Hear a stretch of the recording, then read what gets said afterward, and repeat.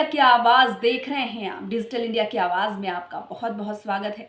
और खबरें देश दुनिया की हों, हर सभी खबरों से हम आपको रूबरू कराते हैं। तो चलिए इसी सिलसिले में आगे बढ़ते हैं और देखते हैं कि आज की इस बड़ी खबर में क्या कुछ है खास। नीमका थाना विधानसभा क्षेत्र की सेवा और क्षेत्रवासियों की खुशहाली के संकल्प को लेकर जनसंपर्क कर रही भाजपा नेत्री वीरांगना कविता सामोता अपने जनसंपर्क के दौरान नीमका थाना नगरपालिका क्षेत्र के कई लोगों से शिष्टाचार भेंट की। इस कड़ी में वे टाइम्स का लाइब्रेरी भी पहुंची और वहां पहुंचकर छात्र छात्राओं से संवाद किया। साथ ही नीमका थाना विधानसभा क्षेत्र के खुशहाली और विकास को लेकर अपना विजन भी उनके सामने रखा। इस अवसर पर वीरांगना कविता सामोता का लाइब्रेरी के संचालक और उनके सदस्यों द्वारा भव्य स्वागत किया गया। वीरांगना सामोता ने कहा कि नीमका थाना विधानसभा आज विकास में पिछड़ता जा रहा है और आज विधानसभा में अपराध और भ्रष्टाचार अपने चरम सीमा पर है। एक जनप्रतिनिधि का फर्ज है कि वो अपने क्षेत्र के लोगों को सुरक्षित वातावरण दे और क्षेत्र का समग्र विकास करे, मगर हमारे जनप्रतिनिधि ऐसा करने में पूर्णतः असफल रहे हैं।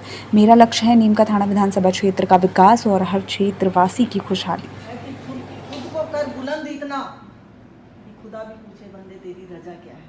तो खुद को इतना निखारो, खुद को इतना सक्षम बनाओ कि जो हाथों की लकीरें हैं ना वो भी बदल जाए। भगवान भी कहे कि ये बच्चा वास्तव में काबिल है, इसको मंजिल तक पहुंचाओ बेटा। लेकिन उसके लिए आप में एक जोश और जज्बा और सकारात्मक पॉजिटिव सोच रहनी चाहिए। ये नहीं सोचना चाहिए कि उसने मुझे आज गाली निकाली, आज उसने मुझे ये कहा, कल को मैं उसको देख लूँगा। नहीं, उसने निकाली वो उसकी सोच है, लेकिन मुझे मेरा काम करना है। अगर ये सोच रखोगे तब जिंदगी में बढ़ पाओगे।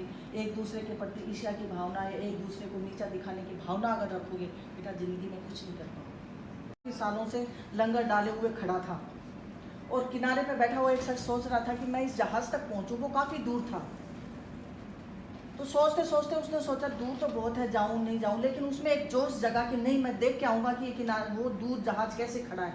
और वो तैर के उस जहाज तक गया और जहाज के चारों तरफ चक्कर काट के और अंदर सब कुछ देख के देखा कि एवरीथिंग ओके, सब ठीक है, ये यूं ही खड़ा है।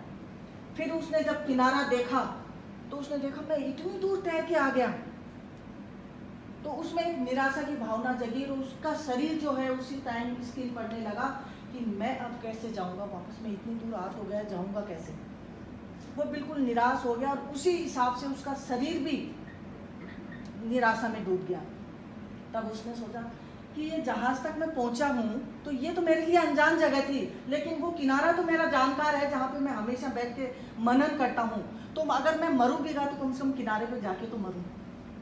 वो जोश और जज्बा जगा के वो वापस वहाँ से चला है तो वो किनारे पे पहुँचा है, मंजिल पे पहुँचा है। तो हमेशा बेटा निराशा दिमाग में कभी नहीं लानी, हमेशा जोश और जज्बा रखना। संस्कार, अनुशासन, दिशा और जोश, अगर ये चारों चीज़ें, और ये चारों चीज़ें अपने अपने एक पूरक हैं एक दूसरे के। अगर आप में संस्कार होंगे तो अनुशासन भी होगा, और अगर आपने अपनी मंजिल और दिशा चुन ली तो उसको पाने के लिए आप में एक जोश भी होगा। जो प्राथमिक वो होती है परिवार, अपने माँ बाप। हम अगर अपने माँ बापों का आदर करना, आजकल के बच्चे माँ बाप अनपढ़ होते हैं, इतना नॉलेज अपने जितना नॉलेज नहीं रख पाते, तो हम अपने माँ बापों को इग्नोर कर देते हैं। वो उनके समय में जो वो सुविधाएं अपन को दे सकते थे वो अपन को दी उन्होंने। लेकिन हमें हमारे बच्चों को कभी भी माँ बाप ये नहीं सोचते कि बच्चे या मंजिल तक नहीं पहुँचे। थप्पड़ मारा, उनसे बिना पूछे वो एक बर्थडे पार्टी में चले गए थे और कोच को पता चल गया कि मेरे से बिना पूछे मेरा स्टूडेंट एक बर्थडे पार्टी में गया। एक खींच के थप्पड़ मारा जब वो वापस आए थे। सचिन ने उनके पैर पकड़ लिए कि जिंदगी में ऐसी गलती कभी नहीं होती। आज कल के बच्चों को अगर माँ बाप पेरेंट्स अगर कोई थप्पड़ मार देता है तो बच्चे पूरी क्लास चेंज कर देते हैं। लाइब्रेरी में अगर कोई थप्पड़ मार दे तो आप दूसरी लाइब्रेरी में चले जाओगे। माँ बाप अगर थप्पड़ मार देते हैं तो आप बोलना छोड़ दोगे। है कि नहीं, ये बात है ना? क्योंकि पेशेंस नहीं है आप में। सचिन ने उस चीज़ को गांठ बांध ली थी और ज़िंदगी में बहुत उतार चढ़ाव आए थे, लेकिन उन्होंने कभी भी अपने मुंह से कोई ऐसे शब्द नहीं निकाले और हमेशा मंजिल पे चलते गए। वो सब आपके सामने है।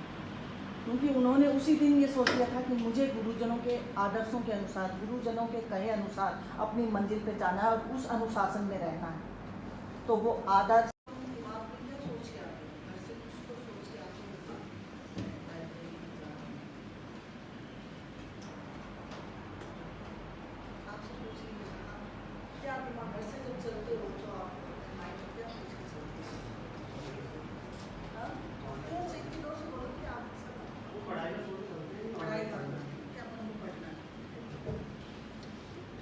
घर से जब भी चलो बेटा, मैं कोई नेताजी वाला कोई आपको लेक्चर नहीं दूंगी, लेकिन एक चीज हमेशा बेटा जिंदगी में याद रखना, बेटियां भी हैं, आप भाई हो, बेटे भी हो, भाई भी हो, कि बेटा घर से जब भी आप चलो तो सबसे पहले अपने से बड़ों का सम्मान करके चलो। जिंदगी में 4 चीज़ें, सफल होने के लिए जिंदगी में 4 चीज़ें बहुत ज़रूरी हैं। 6ठी क्लास में थी तब अपने समाज में बड़े के साथ छोटे की शादी कर देते हैं। है ये मेरी भी बड़ी बहन के साथ मेरी 6ठी क्लास में थी तब शादी कर दी थी। 6ठी क्लास का क्या फ्यूचर होता है आप कभी समझ सकते हो? कोई फ्यूचर नहीं होता। लेकिन मैंने सोचा था कि ज़िंदगी में कुछ बनना है, वो भी मुझे भी नहीं पता था क्या बनना है, लेकिन बनना है और अपने पैरों पे खड़ा होना है, वो चीज़ मैंने सोची। 6ठी करी, 7वीं करी, 8वीं करी, 9वीं करी, 10वीं करी, 11वीं का बोर्ड था। 11वीं बोर्ड की परीक्षा देके मैंने BSTC करी। 2 साल STC करके मेरी ज्वाइनिंग आ गई, मैं टीचर बन गई। कॉलेज में एडमिशन लेना चाहा, कॉलेज सीनियर लागू हो गई, वापस सीनियर करो। मैंने वापस सीनियर करी, सीनियर करी, BA करी, BEd करी, MA करी, ML करी, PG करी, PhD रनिंग में है। मेरे सामने कोई चुनौती नहीं आई। क्या मेरे सामने बाधा नहीं आई थी? लेकिन मैंने ठान रखा था कि मुझे बढ़ना है, मुझे करना है। तो आपके बेटा हमारे सामने हम क्या करते थे? 0 वाट का बल्ब जलता था और उसके नीचे खड़े होके पढ़ते थे, और उसमें भी टाइम था 10 बजे बाद में नहीं जलेगा या सुबह इतने टाइम तक नहीं जलेगा। दीपक की रोशनी पढ़ते थे, मिट्टी का तेल चलता था। हम उस परिस्थितियों से निकले हो बेटा। आपको तो इतनी सुविधाएं मिली हुई हैं, इतना कुछ आपको मिला हुआ है, और फिर भी अगर आप अपने सपनों को पूरा नहीं कर पाओगे, किसी भाग्य को दोष दोगे या किसी और को दोष दोगे, तो वो आप में कमी, आपके भाग्य में कमी नहीं है, वो आप में कमी है। वो एक फिलहाल के लिए बस इस खबर में इतना ही। ऐसी ही और तमाम खबरों के लिए हमारे साथ बने रहिए और देखते रहिए डिजिटल इंडिया की आवाज़। हमारे चैनल को लाइक, सब्सक्राइब और शेयर ज़रूर करें।